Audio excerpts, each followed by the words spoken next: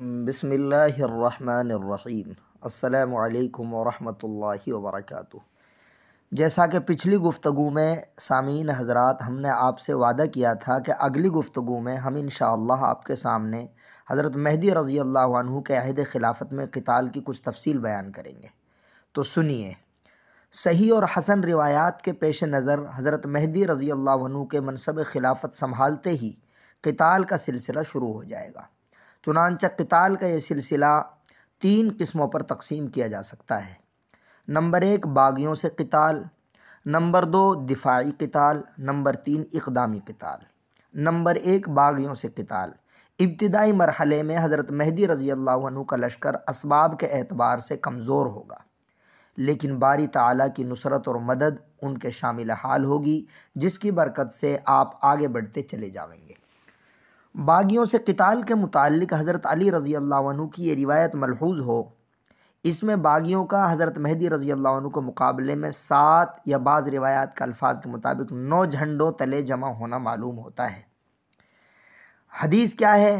حدیث یہ ہے، حضرت علی رضی اللہ عنہ فرماتے ہیں کہ عنقریب فتنہ ہوگا، اس میں لوگ ایسے چھٹ جاویں گے جیسے سونا کان سے چھانٹا جاتا ہے۔ تم اہل شام کو برا بھلا مت کہو، چونکہ ان میں ابدال ہوں گے، ان کے ظالموں کو برا کہو۔ اللہ تعالیٰ شام کے لوگوں پر بارش برسائیں گے جو ان کو غرق کر دے گی۔ وہ لوگ غرق ہونے کی وجہ سے اس قدر کمزور ہو جائیں گے کہ اگر لومڑی بھی ان سے لڑے تو ان لوگوں پر غالب آ جائے۔ پھر اس وقت اللہ رب العالمین ہاشمی یعنی مہدی رضی اللہ عنہ کو مبعوث کریں گے، جو نبی کریم صلی اللہ علیہ وآلہ وسلم کی اولاد میں سے ہوں گے۔ ان کے ساتھ کم از کم 12,000 اور زیادہ سے زیادہ 15,000 تک لشکر ہوگا۔ ان کی فوج کا شعار امت امت کا لفظ ہوگا۔ ان کا لشکر 3 جھنڈوں کے نیچے لڑے گا۔ ان کے مد مقابل 7 جھنڈوں کے نیچے ہوں گے۔ ہر جھنڈے والا اقتدار کی تمام ہوگا، وہ لڑیں گے اور شکست کھائیں گے۔ پھر اللہ تعالی ہاشمی یعنی مہدی کو فتح دیں گے۔ پھر اللہ رب العالمین لوگوں کو ان کی گم کردہ الفت اور نعمت لوٹا دیں گے۔ پھر لوگ دجال کے ظہور تک اسی خوشی حالی میں رہیں گے۔ سفیانی کا خروج اور حضرت مہدی رضی اللہ عنہ کی کھلی ہوئی کرامت۔ سفیانی کا واقعہ حضرت مہدی رضی اللہ عنہ کے واقعات میں بہت ہی اہم ہے۔ اس سلسلے میں بہت سی روایات کتب احادیث میں مذکور ہیں، اگرچہ بیشتر روایات سند کے اعتبار سے متکلم فی ہیں۔ سفیانی کی وجہ تسمیہ کیا ہے؟ سفیانی خالد بن یزید بن ابو سفیان کی اولاد سے ہوگا، اس لیے اس کو سفیانی کہتے ہیں۔ اس کا نام عروہ بتایا گیا ہے۔ یہ خاندان قریش سے تعلق رکھنے والا شخص ہوگا اور اس کا ننیھال قبیلہ بنو کلب ہوگا، اس لیے بنو کلب کے لوگ اس کے ہم نوا ہوں گے۔ سفیانی کا تعلق ملک شام یعنی سیریا میں دمشق کے صحرائی اطراف سے ہوگا۔ اس کا حکم شام اور مصر کے اطراف میں چلے گا۔ یہ بہت ہی ظالم و جابر شخص ہوگا، لوگوں کا قتل عام کرے گا، خاص طور پر سادات اس کا نشانہ ہوں گے۔ عورتوں کے پیٹ چاک کرے گا، بچوں کو قتل کرے گا۔ قبیلہ قیس کے لوگ اس کے مقابلے کے لیے جمع ہوں گے تو وہ ان سب کو قتل کر دے گا۔ اس سلسلے کی چند روایات ہیں، چند ایک روایات کا ہم آپ کی خدمت میں تذکرہ کر دیتے ہیں۔ ایک خلیفہ کی موت کے وقت اختلاف ہوگا، اس وقت ایک شخص مدینہ منورہ سے نکل کر مکہ مکرمہ چلا جائے گا۔ لوگ اسے جبراً اس کے گھر سے نکال لیں گے اور حضرت اسود اور مقام ابراہیم کے درمیان ان کے ہاتھ پر بیعت کریں گے۔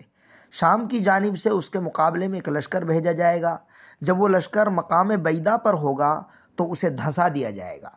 پھر ان کے پاس عراق کی ٹکڑیاں اور شام کے ابدال حضرات تشریف لائیں گے اور ان سے بیعت لیں گے۔ وہ خزانوں کو نکالیں گے اور مال تقسیم کریں گے اور اسلام کو زمین میں استقرار حاصل ہوگا، اور وہ اسی حال میں 7 یا 9 سال رہیں گے۔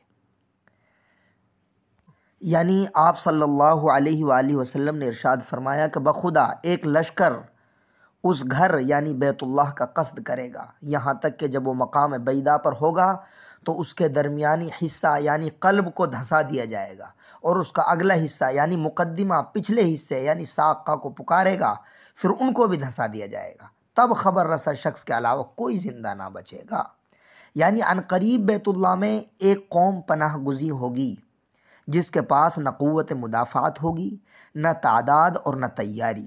ان کی طرف لشکر کشی کی جائے گی، یہاں تک کہ جب وہ لشکر مقام بیدہ پر ہوگا تو اس کو دھسا دیا جائے گا۔ یوسف بن ماہک، یہ راوی کا نام ہے، فرماتے ہیں کہ اس وقت اہل شام مکہ کی جانب کوچ کر رہے ہوں گے، یعنی ایک شخص دمشق سے نکلے گا جس کو سفیانی کہا جائے گا، اس کے ہم نواؤں کی اکثریت قبیلہ بنو کلب سے ہوگی، وہ لوگوں کو قتل کرتا پھرے گا، یہاں تک کہ عورتوں کے پیٹ چاک کرے گا اور بچوں کو قتل کرے گا۔ قبیلہ قیس کے لوگ لشکر سفیانی کے مقابلے میں جمع ہو جائیں گے، وہ ان کا بھی قلعہ قمع کر دے گا، یہاں تک کہ ان میں سے کوئی بھی زندہ نہیں بچے گا۔ پھر میرے اہل بیت میں سے ایک شخص یعنی مہدی رضی اللہ عنہ مقام حرہ کے مقام پر نمودار ہوگا۔